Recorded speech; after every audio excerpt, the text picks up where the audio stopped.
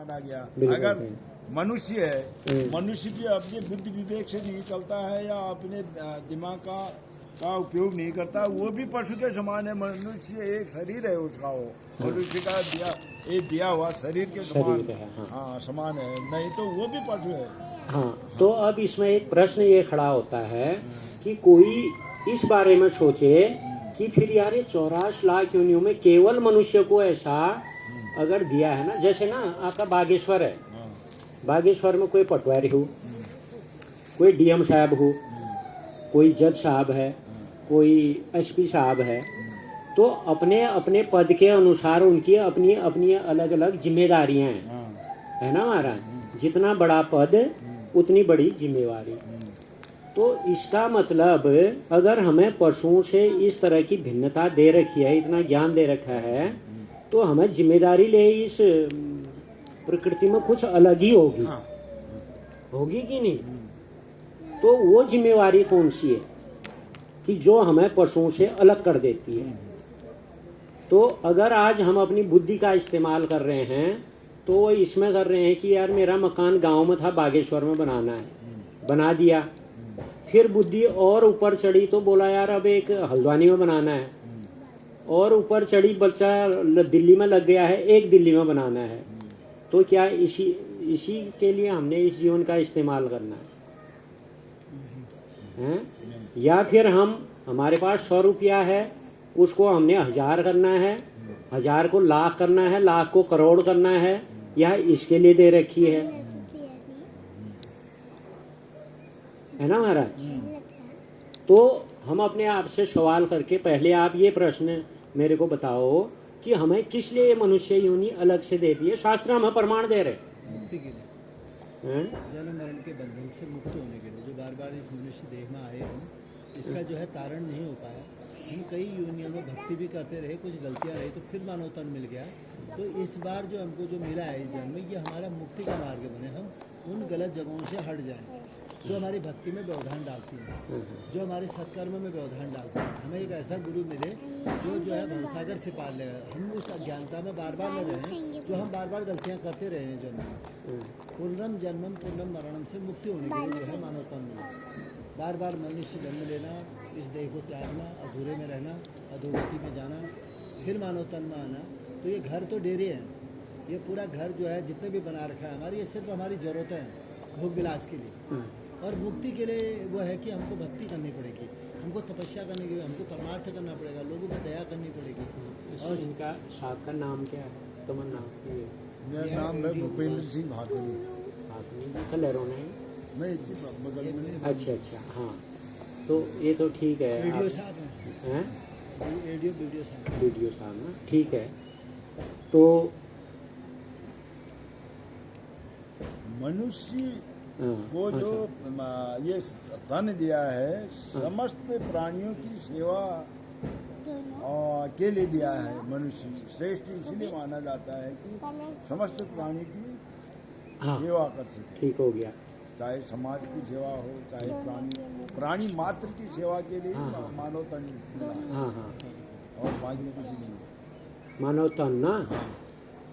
और हाँ, चलो प्राणियों की हमने सेवा कर दी, तो हमारा मतलब मुख्य लक्ष्य ही यही है कि हम सभी की 84 लाख योनियों में मनुष्य सभी की सेवा करते रहेगा। इतना ही नहीं। और उसके अलावा समाज की सेवा करेगा, प्राणी की सेवा। सेवा तो सेवा ऐसा है ना, मतलब वही है, समाज में भी मनुष्य आए, जीव जंतु आए, मतलब चाड़ पाथन का तमिल खाने खिला दे रहा है ना। गाय को तुमने दे दिया, कोई नंगा आदमी है जब आप वस्त्र जरूरत हो उसको वस्त्र दे दिया, कोई भूखा है उसको खाना खिला दिया, यही तो सेवा है ना। यही सेवा है। हाँ, तो सेवा के अलावा भी और कोई दिमाग में या इसमें बात है जो और ले हमारा लक्ष्य है? अज्ञानता को मिटाना और जो है धर्म की स्थापना करना। हाँ भागनी जी, हमारे दिमाग में होना है क्या? और क्या होना है ना। चलो मैं बताता हूँ। इसमें ऐसा है ना, तो हमारे शरीर में जो है ना, कभी कभी आपने देखा होगा हमारे गांव में किसी की डेथ हो जाती है, तो लोग आज गुआ उनका धाल लोगों ने यार ये शेर सिंह लह गयो आओ दे यहाँ यह कौन है ना तो शेर सिंह का बिहार पे खाओ में दर रखना तो कहाँ की वो शेर सिंह तो पौड़ो था तो लंब शेर सिंह तो चौकाओ दाढ़ी ले उसी खार पर बाव ले केवल आँखना पलकन ना अलगोना है हाथ खुट जाम राम छने वो पर शेर सिंह तो पौड़ो था ले वो ग्यो को पहली तो यह है कि हमें इनका पता होना चाहिए कि ये गया कौन ये इसका मतलब उसमें से कुछ न कुछ गया है जो शेर सिंह था वो गया है शेर सिंह जो था वो चला गया शेर सिंह को जो चलाने वाला था वो गया चलाने वाला नहीं वो शेर सिंह ही वो था वही ये तो यह हमीर शरीर नाम दे रखू ने पहचान के लिए कि भाई अगर शेर सिंह चार चाल ही शेर सिंह बाबू ये चार बाहे तो तक शेर सिंह नाम जाना नहीं लेकिन शेर सिंह हमार शरीर नाम ही हो तो शरीर शेर सिंह तो पौड़ो ग्यो को पहली वो बताओ शेर सिंह को चलाने वाला प्राण जो है उसकी चली थी आत्मा आत्मा आत्मा ना परमात्मा का रूप तो अगर आत्मा गई तो आत्मा कहाँ गई वो तो खती ना खती तो जागो नहीं लिए तो हवा थी चली गई दूसरी जगह चली गई नहीं आपको उसके बारे में कोई अब हवा थी तो कोई आपका पास उसका प्रमाण होगा किसी ने बताया होगा किसी ब्राह्मण ने बताया हो ग्रंथ ने बताया हो किसी डीएम साहब ने बताया हो या किसी टीचर ने बताया हो ये लोगों की सोच ठहरी और किसी ने शेर सिंह को जाते हुए भी नहीं देखा शरीर तो यहीं पर पड़ा है उसका हाँ वही तो उसकी आत्मा को जाते हुए न देखा न फिर उसके बाद किसी ने उसको पहचाना थोड़ी जहाँ शेर सिंह की आत्मा जिसमें गई वो तो ये लोगों की सोच है ना धर्म भी वही कहता है ग्रंथ भी वही कहता है कोई वहां से वापस तो ऐसा नहीं कहता है वही तो है भगवत गीता का तुम पढ़ो और जहाँ भी सत्संग होता है जैसे आपने यहाँ पर आते ही प्रश्न पूछना शुरू किया ना ऐसे ही आचार्य से पूछो मैं ऐसा आदमी होना चाहिए इससे क्या होगा जो बकता है उसका भी अगर वो नहीं आलो वो अपन पन्न पलटा देखल और आपको सही ज्ञान मिलेगा है ना साहब और आपके अंदर अगर क्षमता है अपने घर में पूरे दिन काम करो सब कुछ करो अपन व्यवसाय करो जो भी कर रहे हो और उसके बाद आधा घंटा भगवत गीता रात आधा घंटा जाओ पढ़ो और इतनी छोटी सी है भगवत गीता अगर ये प्रभुपाद जी की लिखी हुई भगवत गीता आपके हृदय में बैठ गई ना पूरा वैदिक ज्ञान का सार आपके अंदर बैठ जाएगा वैदिक ज्ञान सार जो हो ना हाँ तो अगर आपने बोला शेर सिंह से जो निकला था वो हवा बन गई तो तुम 12-13 दिन जाने हो कि रहा बदरपन लो कि वो हाउ जाए ही वो हाउ साठौर हो वो 12-13 दिन तम कह न पान पीना न कहनी कीर्तन करन देना न कहनी किताब पढ़न देना है ना न कोई बामण खाओ देना न कहनी खाना खाओ देना फिर 1 साल जाने ले वो है गुणा कि भाई 1 साल होना हो कोई तो इतना 1 साल जाने दाढ़ी मूछ दहलीरान और वहाँ शराब ठाक में लाइन में लग रहा तो ये क्या चीज है इसके बारे में भी तो कुछ बताया होगा जिसने ये करवाया है ये कौन सी हवा है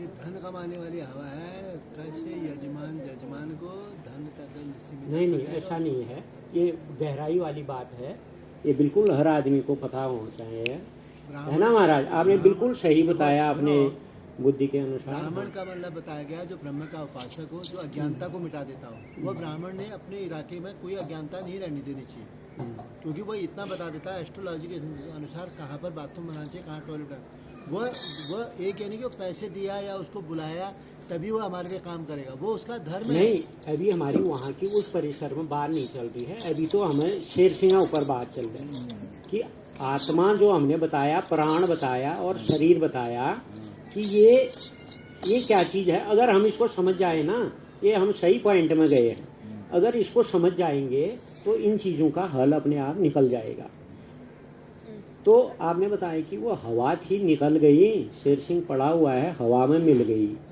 तो फिर हवा में मिल गई तो हम प्रकृति में पूरे वायुमंडल में हवा हो, मैं नाक बदौल ले आओ हो, मैं कान में दौड़ ले आओ हो, आँखन में ले आओ हो, हमारे कमरों में भी हवा है। तो फिर उसके बारे में कुछ ये समाज में तो यार एक समय है क्यों, हमारा 80-90 साल है ज्ञान, इतने आदमी मर रहे हैं, इतने सुसाइड हो रहे हैं, इतने एक्सीडेंट हो रहे हैं, क्या हमने किसी से कभी प्रश्न ऐसा पूछा नहीं कि इसमें से क्या निकला, क्या गया, या किसी ने हमारे को बताया नहीं? यह आत्मा थी, ईश्वर अंश जीव अविनाशी था, जो परमात्मा का अंश था। मनुष्य ही परमात्मा का अंश बन के आता है, लेकिन वो अपने मोह माया में पड़ करके अपने जो परम धाम को उसने जाना है वहाँ के लिए कार्य नहीं कर पाता है, बल्कि वही यही के जो है आजीविका, बच्चों के पालन पोषण, घर मकान बनाने तक ही समझता है ये मेरे मुक्ति का आयाम है। मुक्ति का आयाम वो नहीं है, यानी कि उसने शरीर की सेवा की, अपने शरीर के लिए सारे कर्म किए उसने, मकान घर जैसे इसको अच्छी तरह संभाला जाता है। लेकिन जब ये शरीर को वह छोड़ देता है, उसके बाद उसका धन कौन सा काम आएगा? वह कर्म काम आएगा, परोपकार काम आएगा, है नी?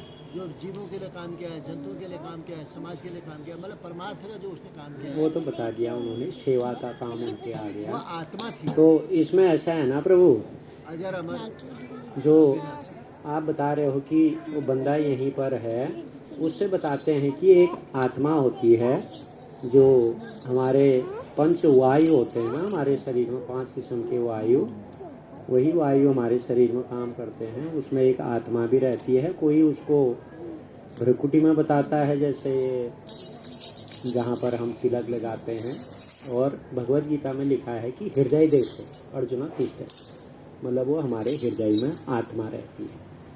एक्चुअल क्या है हमारे मनुष्य जीवन का, हम जितनी अहमियत वाला हमारा शरीर है ना, उससे ज़्यादा अहमियत वाली हमारी आत्मा है।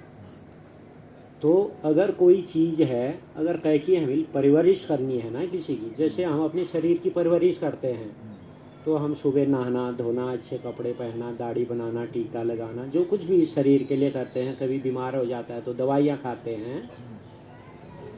तो उसी तरह से जो आत्मा है उसकी भी हमने परवरिश करनी है, जिससे हम क्या कर रहे हैं, अपने शरीर को मजबूत बना रहे हैं। वैसे ही हमारी शरीर भी मजबूत हो, है ना? तो अगर शरीर, अब आत्मा का आप बोलोगे हमें कैसे पता चलेगा फिर?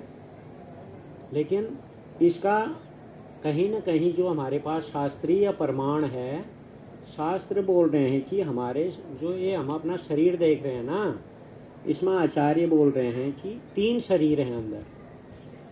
एक हमारा ये पंच भौतिक शरीर है, और इसके अंदर दूसरा यातना शरीर है। अब ये यातना शरीर किसका बनता है?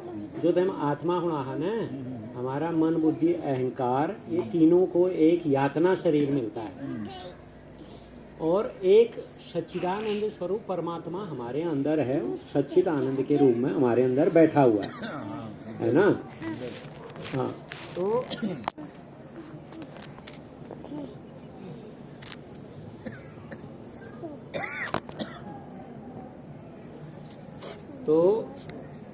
अब क्या होता है, अब इसमें कर्मों का फल जब हम बताते हैं, चलो वो थोड़ा लंबा है। मानो आदमी प्राण नहीं छोड़ता है, हमारे अंदर से आत्मा निकल के चली जाती है। जब हमारे यहाँ का कर्म का दाना होगा, समाप्त हो गया ना, आत्मा इस शरीर को छोड़ देगी।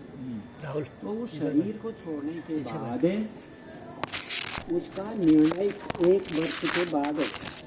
उसका निर्णय ना 1 वर्ष तक अब उसको लेने के लिए कौन आते हैं, ये एक प्रश्न है कि उसमें कुछ विष्णु पार्षद भी आते हैं, देवदूत भी आते हैं, और यमराज के भी दूत आते हैं, यमदूत ना। तो ये सब्जेक्ट थोड़ा लंबा है, लेकिन ये जानकारी वाला है। अब ये सारी चीज़ें तो एक दिन में नहीं हो सकती हैं, लेकिन आत्मा का ज्ञान ये हमारा मनुष्य का, अगर अब पशु में हमारे में क्या अंतर है, मुख्य अंतर कि पशु शरीर के ज्ञान को ही अपने पास रखता है,